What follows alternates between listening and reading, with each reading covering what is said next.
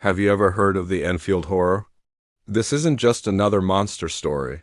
It's one of the strangest, most unsettling cases in the history of cryptozoology, a case that makes you question everything. Was it an alien, a demon, or some kind of freak genetic mutation? Let's travel back to the quiet spring night of April 25, 1973, in the small rural town of Enfield, Illinois. What happened that night shattered the calm and left a legacy of fear that lingers to this day. The mystery kicks off with a young boy, Greg Garrett, just playing in his own backyard. Suddenly, he's attacked.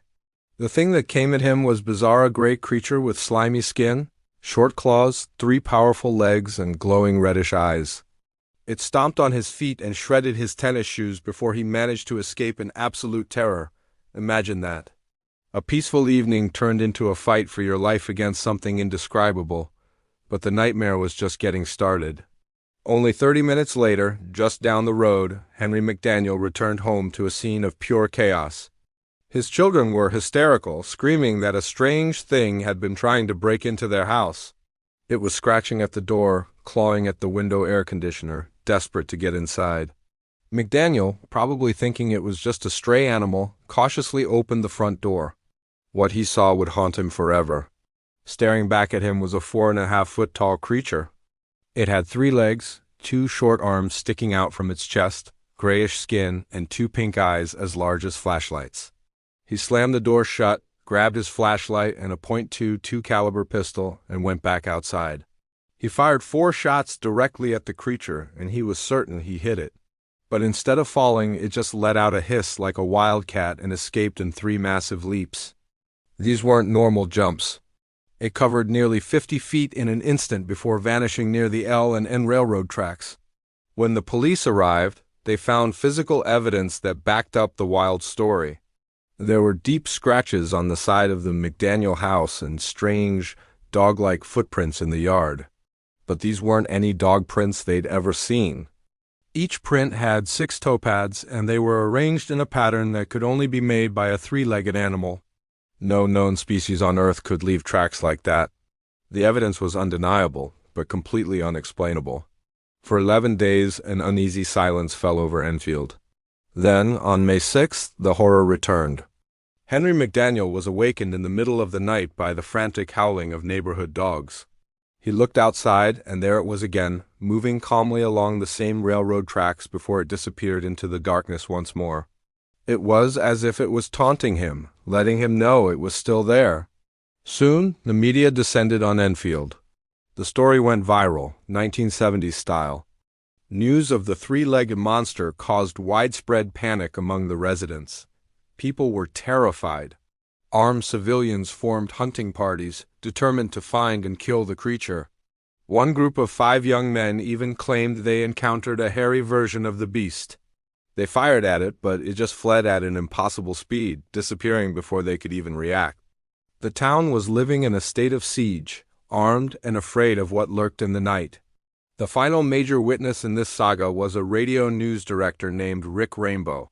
He was investigating the sightings when he saw something himself near an abandoned house. He described it as a gray, stooping entity about 5 feet tall. He didn't get a perfect look, but he did manage to do something incredible. He recorded its scream.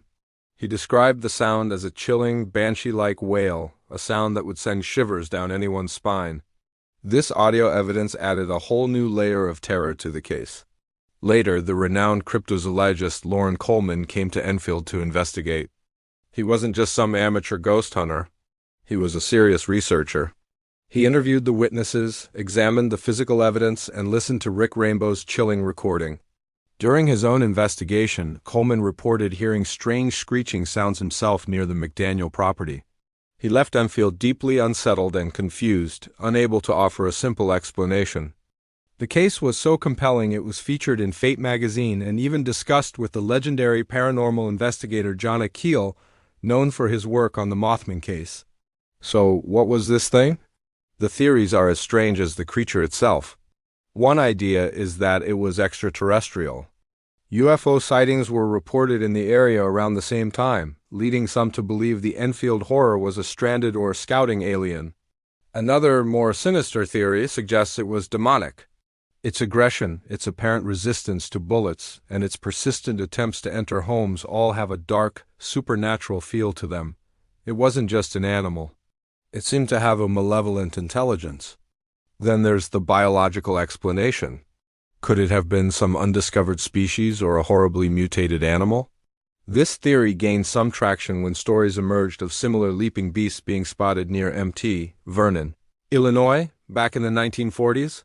Was this part of a small, hidden population of creatures that had existed in the area for decades? A cryptid that had managed to stay hidden until that fateful spring in 1973? For nearly 40 years now, there have been no official new reports of the Enfield Horror. The tracks have faded, the scratches have weathered, and the screams have fallen silent, but its silence doesn't confirm its absence. The woods and fields around Enfield hold their secrets close. It leaves you with a chilling thought. Is the creature gone forever, or is it merely sleeping, watching, or waiting for the right moment to return? Waiting to scratch on another door in the dead of night. What do you think the Enfield Horror was? An alien, a demon, or something else entirely? Let me know your theories down in the comments. Thanks for watching, and if you enjoy diving into mysteries like this, make sure to subscribe for more. Stay curious and stay safe.